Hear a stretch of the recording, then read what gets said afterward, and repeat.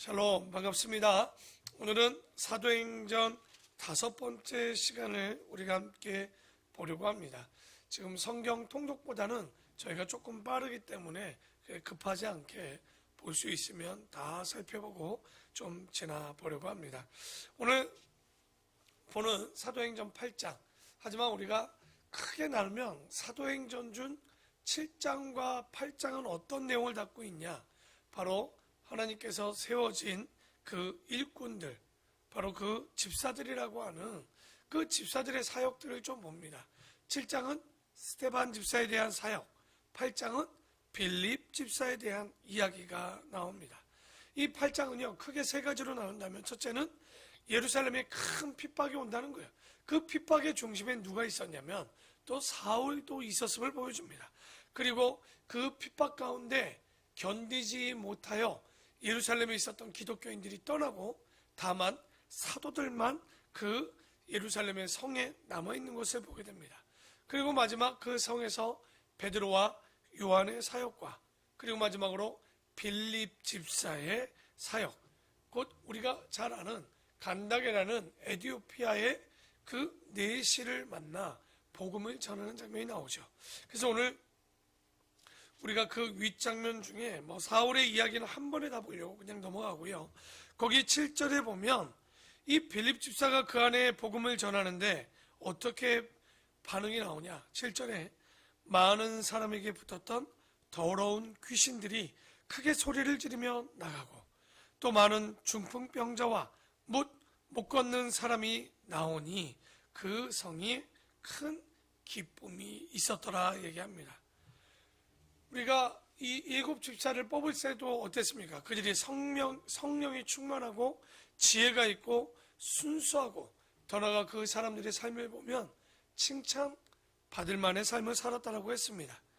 그러니까 이게 특출나게 교육자가 이랬다, 사역자나 사명자가 이랬다는 것이 아니라 오늘 7절과 8절에 보면 믿는 자들이 다 이 정도로 살 수 있다는 거예요.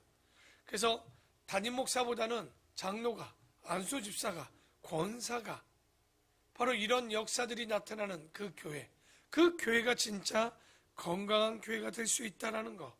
그러니까 목사님만 할 수 있어요. 그건 굉장히 어린 신앙입니다. 이런 모든 신앙들은 잘 배워서 제자가 돼요. 우리 귀한 오늘 이 새벽을 여는 우리 권사님들, 우리 집사님들, 안수 집사님도 동일한 은혜가 나타날 줄 믿습니다. 그리고 이제 이디오피아의 네시에게 복음이 전해지는 장면이 나오는데요. 26절에 보니까 주의 사자가 빌립에게 말하여 이르되 너는 일어나서 남쪽으로 향하여 예루살렘에서 가자로 내려가는 길까지 가라 하니 그 길은 광야라. 이 지금은 팔레스타인 가자지구 여러분 잘 아시죠? 아마도 사마리아에서 지금 사역하다 가자지구까지 가려면 적어도 끝과 끝이라만 80km, 조금 중간과 중간이 만나면 40에서 5, 60km 정도 되는, 그래도 걸어가려면 꽤 먼 거리가 되겠죠. 그곳으로 하나님께서 이 빌립 집사를 보내는데, 일어나 가서 보니 에티오피아 사람, 곧 에티오피아 여왕 간다게의 모든 국고를 맡은 관리인 네시가 예배하러 예루살렘에 왔다가 돌아가는데 수레를 타고 선지자 이사야의 글을 읽더라. 그러니까 우리가 이런 것들도 보면 성경을 읽었겠지, 이 정도로 생각하시죠. 여러분, 이스라엘에 가서 제일 놀라는 게 토라함입니다. 그러니까 성경 필사본이 들은 그 함들을 보거나 그 토라를 보거나 그 성경을 보면요, 두루마리 자체가 어마어마합니다. 요만한 두루마리를 보는 게 아니에요.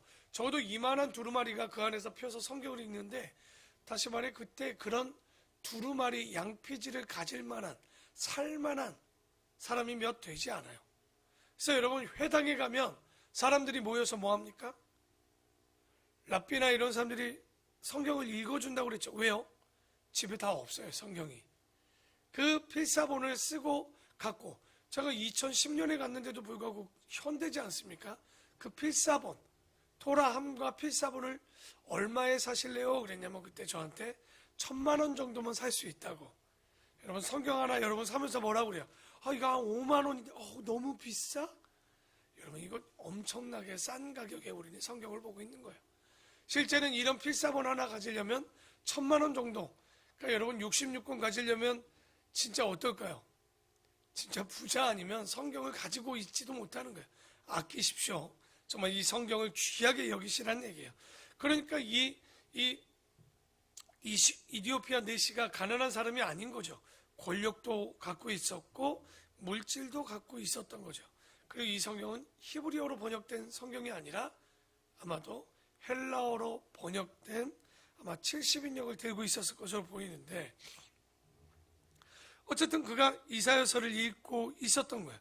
그랬더니 29절에 성령이 빌립더러 이르시되 이 수레로 가까이 나아가라 하시거늘 빌립이 달려가서 선지자 이사야 글 읽는 것을 듣고 말하되 읽는 것을 깨닫느냐? 우리가 2021년 성경을 일독을 다 하고 있습니다. 여러분 읽는 것을 깨닫고 계십니까? 우리가 읽는다라고 다 되는 게 아니에요. 읽는 것을 우리가 읽기만 하면 안 되고 그 안에 의미가 뭔지 깨달아야 된다는 거예요. 우리가 창세부터 여기까지 왔다면 적어도 우리가 그 모든 내용들이 이해될 수 있도록 모르면 옆에 기록해 가면서 모르면 여러 번을 읽어 가면서 이해가 돼야 되겠죠. 그래서 31절에 대답하되 지도해 주는 사람이 없으니 어찌 깨달을 수 있느냐 하고 빌립을 청하여 수레에 올라 같이 앉으라 하니라. 그가 잘 모르니까 가르쳐 달라는 거죠. 그래서 성경책만 가지고는 안 됩니다. 뭐가 있어야 되는 거예요? 지도하는 사람이 있어야 되는 거예요. 여러분이 처음 교회에 와서 놀라는 게 뭡니까? 목사님의 설교를 듣고 나서 야, 어떻게 이렇게 하나도 모를 수가 있는가? 이렇게 당황하지 않겠습니까? 정말 황당하도록 모르는 내용들이 많지만 이제 여러분 아마 제가 설교하면요, 이 새벽에 듣는 분들만큼은 이거 나 들었는데 이거 무슨 말인지 아는데 정도는 저는 되었을 거라고 생각이 듭니다. 그러면 어떻게 해야 돼요? 이제 여러분이 가르치는 자가 돼야 되겠죠. 자, 32절에 읽는 성경 구절은 이것이니 일렀으되 그가 도살자에게로 가는 양과 같이 끌려갔고 털 깎는 자 앞에 있는 어린 양이 조용함 같이 그의 입을 열지 아니하였도다. 이거 시편 이사야서 53장 7절의 이야기인데요. 그가 굴욕을 당했을 때 공정한 재판도 받지 못하였으니 누가 그의 세대를 말하리요. 그의 생명이 땅에 빼앗김이로다. 우린 딱 읽어도 이게 누구라고 딱 알겠습니까? 예수님에 대한 이야기인 거죠. 그렇죠? 그래서 그 내시가 빌립에게 말하되 청하건대 내가 묻노니 선지자가 이 말한 것이 누구를 가리킴이냐? 자기를 가리킴이냐? 타인을 가리킴이냐? 빌립이 입을 열어 이 글에서 시작하여 예수를 가르쳐 복음을 전파하니. 그러니까 지금 뭡니까? 이사야 53장에 이야기했던 내용에 이 글귀를 갖다가 이야기하고 있는데 이거 누구 얘기라는 거예요? 이사야가 바로 지금 이 빌립이 예수를 전한다고 그랬죠. 예수에 대한 이야기를 하고 있는 거예요. 근데 여러분 예수라는 분이 누굽니까? 이 이야기를 지금 이사야가 700년 전에 이야기하고 있는 거예요. 예수님 나오실 거예요. 그러니까 예수 바로 메시아요, 기름 부음 받은 자 그리스도라고. 그 그리스도가 태어나기 700년 전에 얘기했는데 그분이 얘기하는 거죠. 복음을 전하면서 이제 빌립이 얘기하죠. 그분이 이 며칠 얼마 전에 이 땅에 오셨고 그분이 십자가에 못 박혀 죽으셨고 우리를 위하여 더더욱이 죽으셨고 다시 부활하사 살아나셨고 정말 다시 하늘에 올라가 다시 오신다는 이야기. 왜 십자가에 돌아가셨습니까? 바로 우리를 위하여 돌아가셨다는 거. 바로 당신을 위해 돌아가셨다는 거. 그러면 그 못 박히신 예수를 믿기만 하면 어떻게 되는 거예요? 우리가 영접하고 세례를 받을 수 있다라는 거예요. 그러니까 이사야를 백날 읽었는데도 몰랐다가 이 빌립이 이 글들을 가르쳐서 예수에 대해서 복음을 가르치니까 알아듣고 거듭났고 중생하니 세례를 받으라고 하죠. 그래서 둘이 물에 들어갔는데 39절에 둘이 물에서 이제 세례를 받고 올라올새 주의 영이 빌립을 이끌어간지라. 내시는 기쁘게 길을 가므로 그를 다시 보지 못하니라. 왜 기쁘게 갔을까요? 간단하죠. 성경에 생명의 진수가 되어주시는 예수 그리스도를 배우니 그가 기쁠 수밖에 없었던 거죠. 그래서 여러분 기독교 교육에 4가지 요소가 있다고 합니다. 첫째는 뭘까요? 성경, 둘째는 성령, 셋째는 교사, 넷째는 학생이라고 합니다. 그러니까 성령과 교사는 문제가 될 게 없겠죠. 그럼 뭐가 문제가 있습니까? 배우려고 하지 않는 교사나 가르치지 않는 교사, 배우려고 하지 않는 학생들이 문제가 되겠죠. 그래서 이 모든 것들을 볼 때 배우려고 하는 자가 있어야 가르치려는 자도 있는 거예요, 여러분. 가르치려는 자가 있어야 배우려는 학생도 있겠죠. 그래서 빌립은 예수로 시작해서 예수 그리스도로 결론을 맺게 됩니다. 그래서 이 복음을 전하는 장면, 아주 굉장히 집사하지만 이 이사야를 설명할 정도로, 가르칠 정도로 실력이 출중했다는 것. 여러분, 12사도 대단하죠. 그러나 7명의 일꾼을 뽑았던 그 7명의 집사들, 어마어마한 거예요. 여러분, 우리가 안소 집사나 권사들요, 아무나 되는 거 아닙니다. 정말 여러분, 이 정도로 가르칠 자가 되겠죠. 자, 이제 사도행전 9장에 보면 사울이 회개하는 장면이 나오고 베드로의 사역들이 좀 나옵니다. 두 가지가 이게 겹쳐 있는데, 이제 9장 이전까지는 어떤 사역이었습니까? 사도행전 1장 8절처럼 온 유대와, 빌립도 어디 가서 사역했어요? 사마리아와 이제 그곳 가서 베드로 중심으로 사역이 전해졌다면 9장부터는 슬슬 어떻게 흐름이 흘러갑니까? 베드로에서 사울과 바울에게 복음이, 그러면 바울에게 복음이 전해졌다는 것은 이제 어디까지 복음이 전해지기 시작하는 거예요? 땅끝까지 전해지는 거예요. 그러니까 베드로의 사역은 유대와 사마리아 땅까지라면 바울의 사역은 땅끝까지, 헬라와 그리고 로마와 그리스와 땅끝까지, 스페인까지 복음이 전해질 수 있도록 그 길을 여는 사람이 바로 이 바울의 사역이었죠. 그래서 우리가 13장, 12장까지는 베드로 행적이라면 13장부터는 누구의 행적을 철저히 보여주냐? 이제 바울의 행적을 보여줍니다. 지금은 약간 섞여 있는 거죠.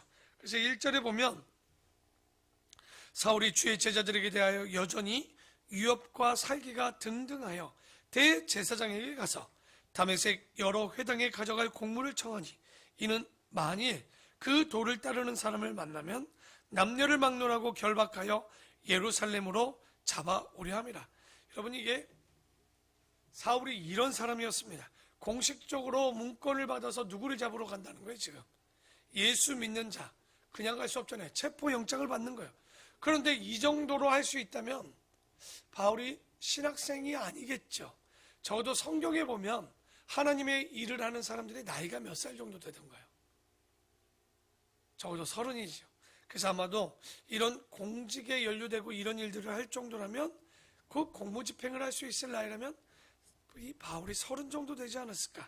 그래서 3절에 사울이 길을 가다가 다메섹에 가까이 이르더니 호련히 하늘로부터 빛이 그를 둘러 비추는지라. 땅에 엎드려져 들으며 소리가 있어 이르되 사울아 사울아 네가 어찌하여 나를 박해하느냐. 정확히 보면 사울은 예수님을 핍박한 적이 없습니다.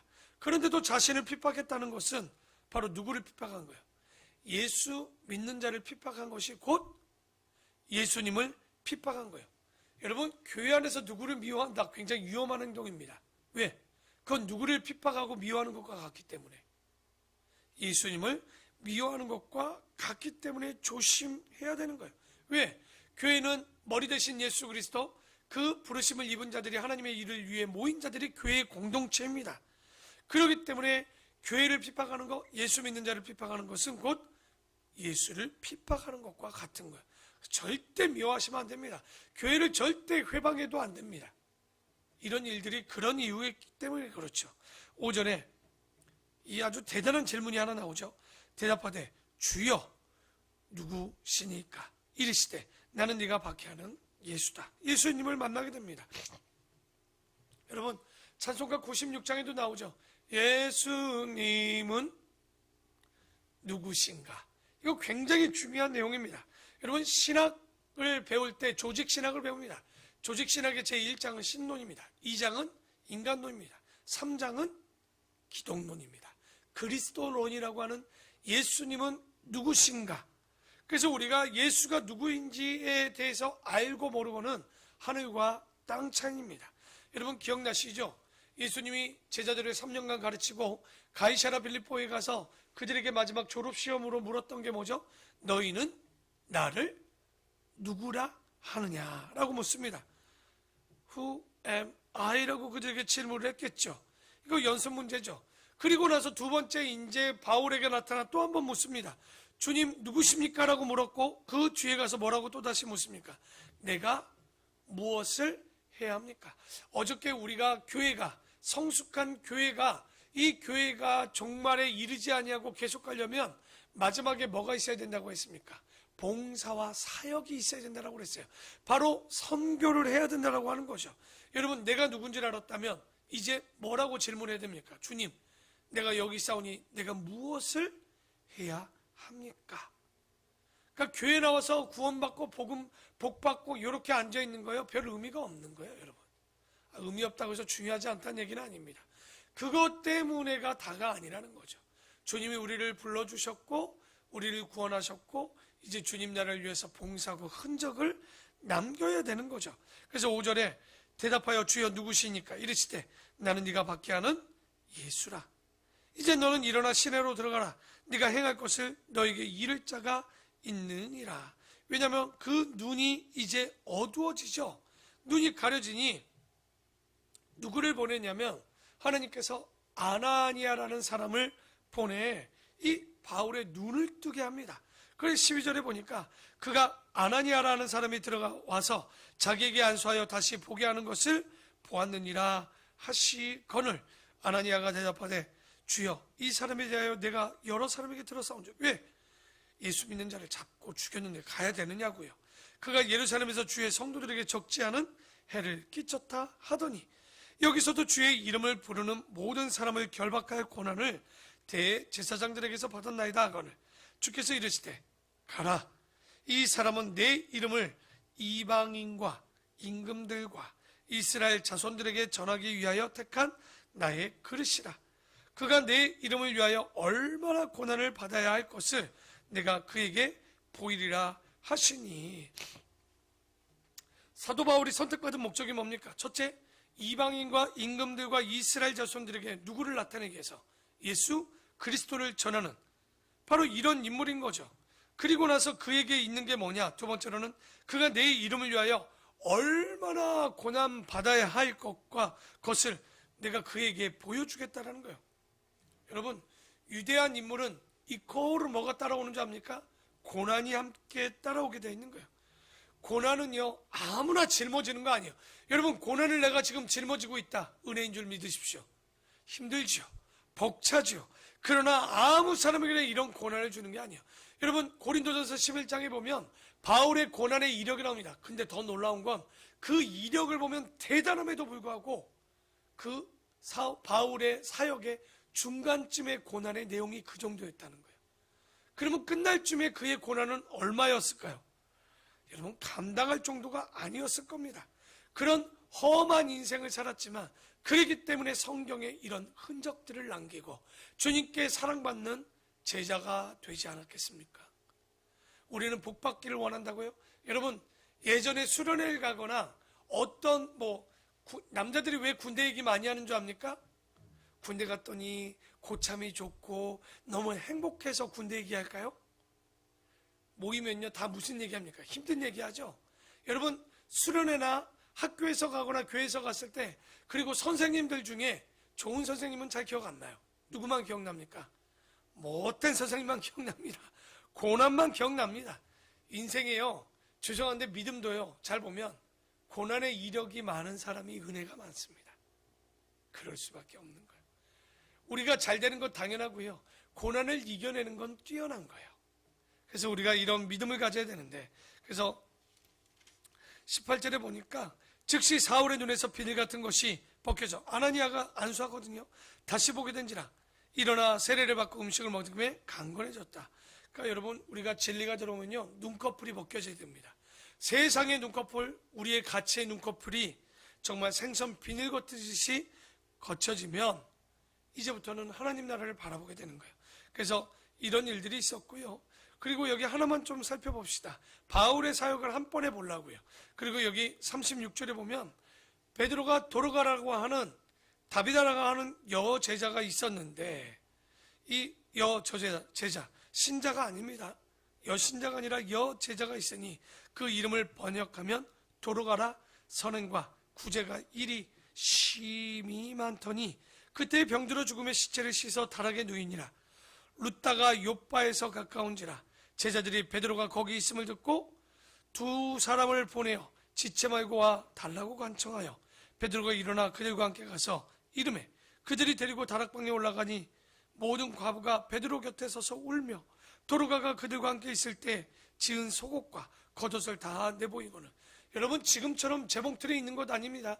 그런데 도로가가요 굉장히 착했나 봐요. 주변의 어려운 자들을 위해서 살았나 봐요. 온 동네 사람들이 기억할 정도로 그 옷을 기어서 그들에게 나눠주는 사랑과 인정이 풍부했던 사람인 거예요. 그랬더니 그 옷을 보면서 더 울었겠죠.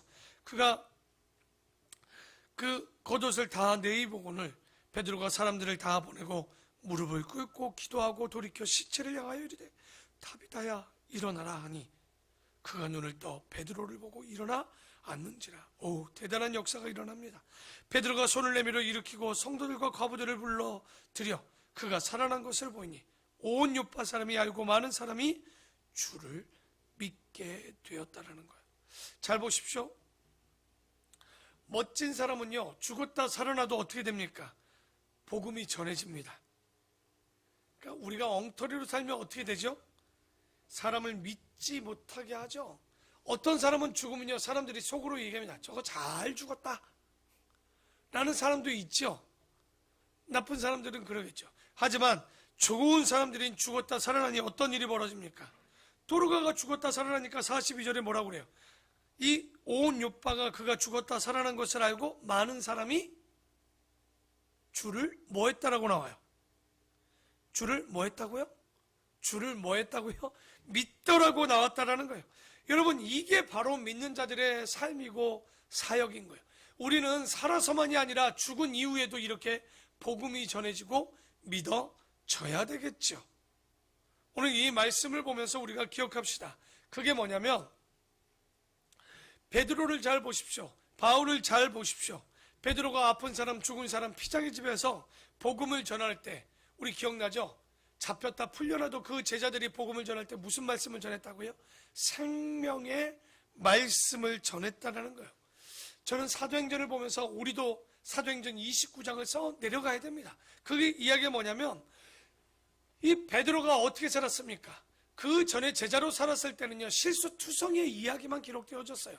그러나 우리가 잘 보는 사도행전에는 그 이름처럼 사도들의 행적, 그 중에도 베드로의 행적이 기록되어졌습니다. 그렇다면 여러분은 아름다운 본교회 하나님 나라에 어떤 내용들이 기록되어져 있나요? 개근상 이것만 기록되어졌나요? 52주를 잘 지키고 새벽 예배를 열었다. 이거 안 중요한 건 아닙니다. 하지만 여기에서 멈추지 마십시오. 내가 아름다운 본교회에 와서 교회를 세우고 개척을 하고 그리고 그 가운데 성도들을 세우고 제자를 삼아서 그리고 많은 제자를 삼아 믿게 했다. 이런 흔적들을 좀 남겨야 되지 않겠습니까? 언제까지 겸손한 척을 하고 있겠습니까? 우리가 오늘도 보았지만 교사가 되어야 됩니다. 복음을 전해야 됩니다. 선교하셔야 됩니다. 교회 안에 봉사하시고 적어도 인생 가운데 제가 아는 분이 그런 분이 있어요.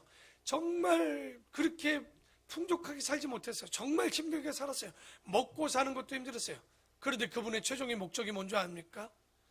가난한 나라의 아프리카에 학교를 세우는 일들이에요. 제가 아는 그분이요. 지금 며칠 전에 그분을 만나러 갔다 왔는데 학교를 세웠더라고요. 그 집에 돈이 많지 않아요.